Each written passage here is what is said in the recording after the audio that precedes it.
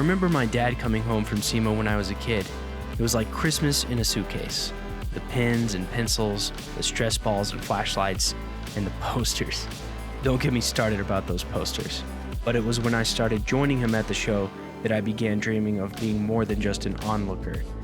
And in that dream, my car was right out front on the sidewalk with thousands of people walking by it all week long.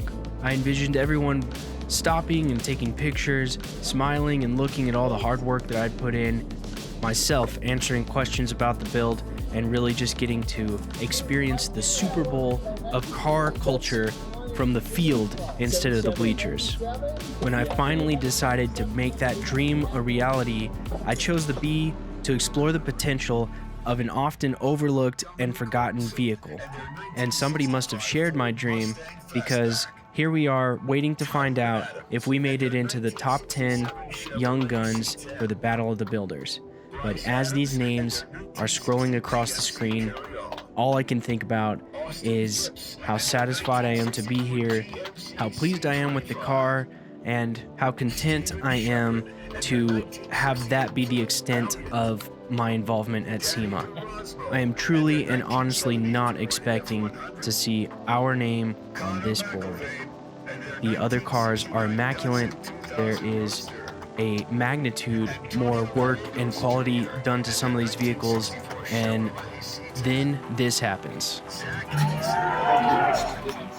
I must have been holding my breath because I don't think I even made a sound, but what an honor it was to see my name on that screen. What a privilege it was to share that experience with my dad and my friends. But then it was time to get to work again. They had us move the car that night at the close of show, and unfortunately somebody dinged the fender during the day, something I had to touch up right before judging. But as you can see, it was a dream come true. Literally, people coming up, taking pictures, smiling, pointing, asking questions, and then it was my turn. Okay, guys. This is car number 7, aka Datsun number 2. And after that first Datsun, I just can't wait for another one. This is gonna be friggin' awesome. So let me introduce you to Zach Esom. This is a 1978 Datsun B210. And Zach, when you're ready, take it away. All right, guys. As he said, it's a 1970. It's a 77, actually. I put the paperwork in wrong. That's my bad. But it's a B210, which is, as most people know, they're junkyard fodder. They were rusty, Japanese thin metal. You would know, other Datsun guy. It's hard to work, and I would say the majority of the work on the outside of the car was really just correcting production mistakes from the original panel builds, you know, getting these door gaps right, laying the fenders in correctly. On the inner door structure held to the outer door structure, there's a bunch of pinch welds along the bottom and the outside of the frame. All that stuff's visible straight from the factory on the outside of the car. So I think that's where the most of the work went. On the outside, I did remove the door for the fuel fill. From the passenger side, it was just one of those old cut your finger off type spring-loaded slammers, and I moved it to the driver's side with one of those recessed race-inspired deals. The outside of the car is really where most of the work happened. That wasn't in the engine bay. This is a US car, so it would have come with the shock absorber bumpers front and rear. They call them park bench bumpers. I imported some really crappy reproduction bumpers for the J-Spec, and ended up completely reworking them. We recessed the turn signal into the bumper, deleted the front license plate on the front. We actually had to heat and bend the bumper from the manufacturer. It wasn't straight. Datsuns are not known for their production quality.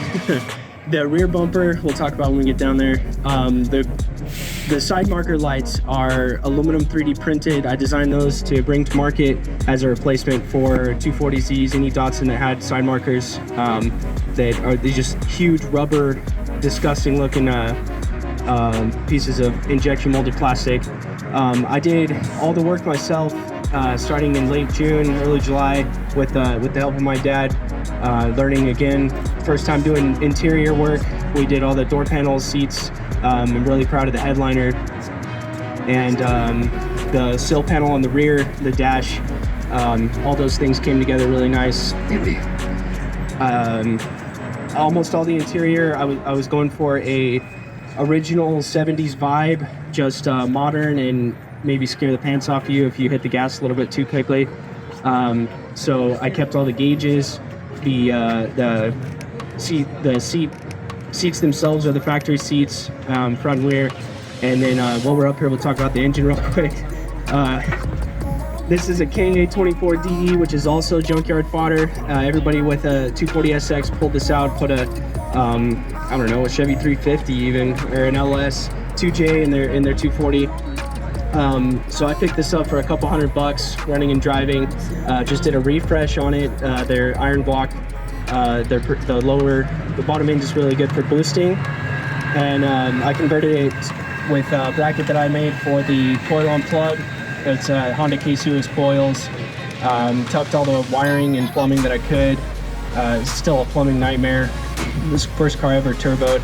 So we were able to get a real small intercooler in there. So we're actually running a proper wastegate, proper blow-off valve.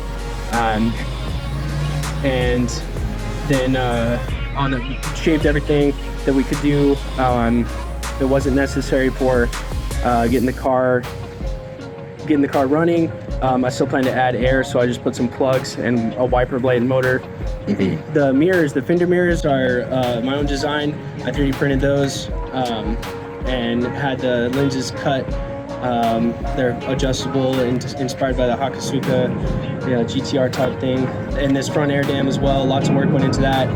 They didn't make any aero parts for the B cars because they were not sports cars to begin with. So any of the there was no aftermarket for this. Everything is bespoke. The grille is the Euro style, which moved the fog lights out of the between the headlights down into the bumper. Let's see. Quarter glass is pretty sweet. All the glass was tinted blue from the factory. So yeah, I kept that original. The front end sits a little bit bulldogged compared to the rear, just because of the McPherson's. We kept the McPherson strut set up with an adjustable coilover, 280ZX front hubs and brakes, so it has a bit of stopping power behind it. We'll talk about the suspension when we get down there, I suppose. I had to build the radiator. This was an extremely tight fit. This is a huge engine, fully dressed, so lots of making things fit behind other things. Right. Okay, before we go into the car, I really wanted to talk about the back end of this Datsun here. This is where a lot of work went into. Again, I imported the bumpers, but they were terrible castings, or stamping as I guess you would say. So we had to recondition them, bending them with a floor jack and actually lowering the lift on it at one point. I found the steel license plate frame, and when we were trying to incorporate it, it just seemed like it needed to be molded directly into the bumper, so did that. And again, hit the hardware on the back end. That center section between the taillights is a really rare piece in the US. That's where the license plate would be. So I was able to find that and restore it. But that badge in the middle is custom right there. I printed that, and that and the hubcaps as well have that matching Sunny badge. Otherwise, it would have had a giant GL Blanca, with like a 2x4 sticking on the back. Alright, the rear end is mostly stock because I am not a Japanese person from the 70s. I had to put helper springs on the rear so it wouldn't rub. And then most of the work went into the front cross member up here. Getting the KA into the engine bay was a problem. The front and rear sump had to swap things around, so I cut the center section of the cross member out and flipped it around. And then I have a hodgepodge of aftermarket parts for different, some of them Toyotas even. I was able to measure up and kind of get to fit and work to give me the adjustability that I needed to get the tire square after we lowered it. Like I said, you can see the 280ZX struts over here. Really kind of just kept the frame rails and everything stock. It was pretty free of rust, other than right in front of and behind the quarter panels. So it was really, like I said, just trying to find adjustable parts to get the suspension geometry the way I wanted it. And then on the transmission, I wanted the interior, like I said, to be more or less stock in an appearance. So I didn't want to. The 240SX transmission has the shifter behind the output, and that would have put the shifter almost behind the seat on the interior. So I ended up with a Nissan D21 pickup 5-speed transmission, which put the shifter right through the factory hole. Other than that, it's just been fun to build something to enjoy with my kids. Little cruiser. No, I didn't even get any Technotoy stuff. I believe these are CX Racing, so you know, for whatever quality that's worth. Steve forgot to talk about then OEM from a different year model. The tie rods were too short after all was said and done, so I had to. I think they're 5'10". Yeah. So I actually got nervous right at the last second and let my dad spray it, but all the body work's on my YouTube channel. We're using a 4-foot block, sawing it back and forth, 2 men on 1 block, and just trying to get all the panel gaps and everything nice. It's a candy paint, and unfortunately somebody ran into it here at the show, chipped a big chunk out of it right around the headlight bezel, but thankfully none of you saw that when we were up there. So yeah, you can't touch up candy. So yeah, it's got a stock rear end. The car doesn't weigh anything, so I've never been able to hook it up. It's scary to drive. Yeah, but I don't think we'll explode the differential, and when I do, there are options. So I'm running not even just pump gas and an additive. Yeah. Oh yeah, it's impossible to find parts for these. These are not builder cars. I'm kind of creating the aftermarket as I go. Most of the things that I've built here are on my webpage. Yeah, it's pretty quick.